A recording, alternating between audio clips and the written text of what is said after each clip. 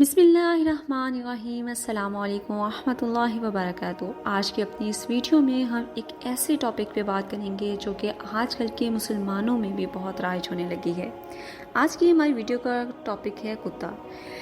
इसको वफ़ा की अलामत समझा जाता है, मगर इसके बावजूद हमारा दीन इसको घर में पालने पर क्यों सख्त से मना करता है। अगर कोई कुत्ता हमारे पास से गुजर जाए और हमारे लिबास से लग जाए तो क्या हमारा जिस्म और हमारा लिबास नापाक हो जाता है। इसके अलावा इसको घर में पालने के क्या नुकसानात हो सकते हैं, आज की जदीद साइंस इसके बारे में हमें क्या बताती है। इसी तरह की मालूमाती वीडियोस को देखने के लिए हमारे चैनल को सब्सक्राइब कीजिए और बेल आइकन के बटन को क्लिक कीजिए ताकि हमारी हर नई आने वाली वीडियो आप तक फुल पहुंच सके। अल्लाह ताला ने इस दुनिया में करोड़ों मखलूक़ात पैदा फरमाई, कुछ खुशकी पर रहती हैं तो कुछ पानी में। इतनी मखलूक़ात को पैदा करने में अल्लाह ताला की बेशक कोई ना कोई हिकमत पोशीदा है। अगर कुत्ते की पैदाइश के मुतालिक बात की जाए तो कदीम किताबों से हमें पता चलता है कि शैतान इब्लीस को जब हज़रत आदम अलैहिस्सलाम को सजदा करने का हुक्म मिला तो उसने सजदे से इनकार कर दिया और हकारत से हज़रत आदम अलैहिस्सलाम पर थूक दिया।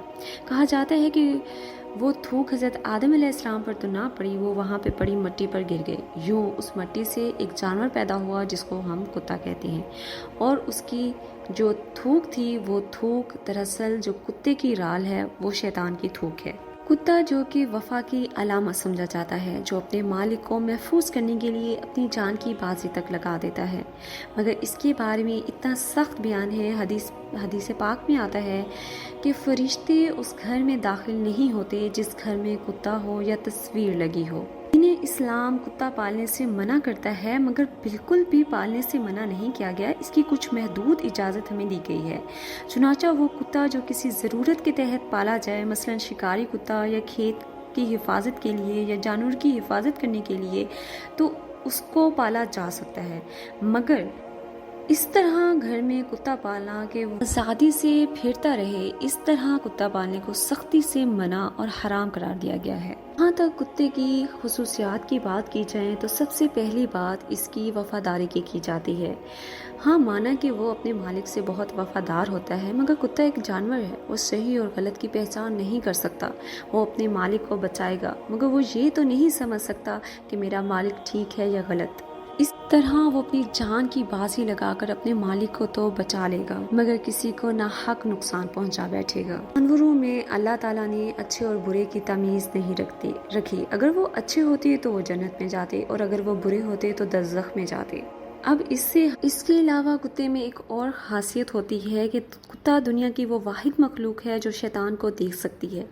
यही वजह है कि जब रात को शैतान के काफिले आसमान से गुजरते हैं तो कुत्ते आसमान की जानिब देखकर खौफनाक आवाज़ें निकालते हैं और इंसानों को आगाह करते हैं। तो हम बात करते हैं कि अगर कुत्ता हमारे जिस्म से लग जाए तो क्या हमारा जिस्म और लिबास नापाक हो जाता है। तो कुत्ते का जिस्म खुश्क हो या गीला वो नापाक नहीं है, उसका थूक यानी लाभ ही नापाक है। अगर वो हमसे लग जाता है हम पर गुस्ल वाजिब नहीं होता, बशर्त ये है कि उसका लाभ हमें ना छुए। बात करते हैं कि इसको घर में रखने की ममानियत क्यों की गई, क्योंकि अब हम जान चुके हैं कि कुत्ते का लाभ नापाक होता है। तो वो घर में होगा तो वो किसी भी चीज़ को मुंह में डालेगा तो वो पूरी की पूरी नापाक हो जाएगी। इसी तरह कपड़े, बदन या जितनी भी चीज़ों पर वो मुंह लगाएगा या चाटेगा वो सारी की सारी नापाक होती जाएंगी। यहाँ से आपकी इबादत भी खतरे में रहेंगी। इसी हवाले से हम आपको एक हदीस बताते हैं कि हदीस पाक में है कि जिसने कुत्ता पाला रोज़ाना उसके अमाल से एक करात नेकी कम कर दी जाती है। यूँ रोज़ाना की बुनियाद पर आपकी नेकियां कम होती रहती हैं। इसीलिए नाजायज़ जानवरों को पालने और इनका कारोबार करने से सख्ती से मना किया गया है। आज की जदीद साइंस भी ये बात साबित करती है कि कुत्ते के थूक में बहुत सारी बीमारियां होती हैं। इनमें से एक इंतहाई ख़तरनाक बीमारी हाइड्रोफोबिया है। हाइड्रोफोबिया जिसका मतलब है पानी से डर।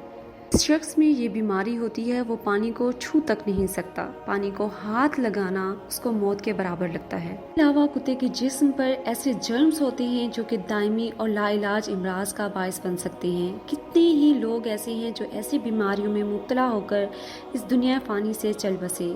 ये जरासीम इंसान के फेफड़ों, मैदे और सर के अंदर दाखिल होते हैं اور ان کی شکل بھی تغیر ہوتی رہتی ہے، اسی لیے ان کا علاج بھی ممکن نہیں ہے۔ خاص طور پر پاگل کتے سے کاٹنے سے ریبیز بیماری ہوتی ہے جس کا علاج آج کی جدید سائنس بھی نہیں کر سکی۔ صلی اللہ علیہ وآلہ وسلم نے فرمایا، ان جانوروں کو جب بھی دیکھو تو مار دو۔ ان میں چیل، کوا، بچھو، چوہا اور پاگل کتا شامل ہے۔ اس سے ہمیں اندازہ ہوتا ہے کہ پاگل کتا اگر کسی کو کاٹ لیتا ہے تو وہ شخص بھی اسی بیماری ریبیز میں مبتلا ہو کر پاگل ہی ہو جاتا ہے اور اس کا علاج کچھ بھی نہیں ہے سوائے موت کے۔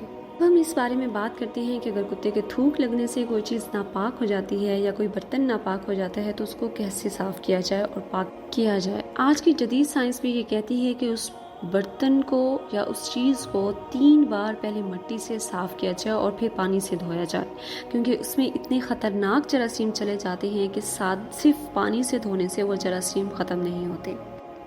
اس کے بعد ہم اپنی ویڈیو کو ختم کرتے ہیں، مگر ایک بات کرتے ہیں، جب ہم یہ جان ہی چکے ہیں کہ کتے کو گھر پر پالنا منع ہے اور اسلام نے اس کو حرام قرار دیا ہے، تو باوجود آپ اس کو پالتے ہیں تو یہ بالکل غلط ہے، کیونکہ اس سے یہ اندازہ ہوتا ہے کہ آپ اسلامی تعلیمات پر پوری طرح عمل نہیں کرتے۔ مگر اگر کوئی کتا پالتا ہے تو اس کا مطلب یہ بھی نہیں کہ ہم یہ سمجھیں کہ وہ مسلمان ہی نہیں۔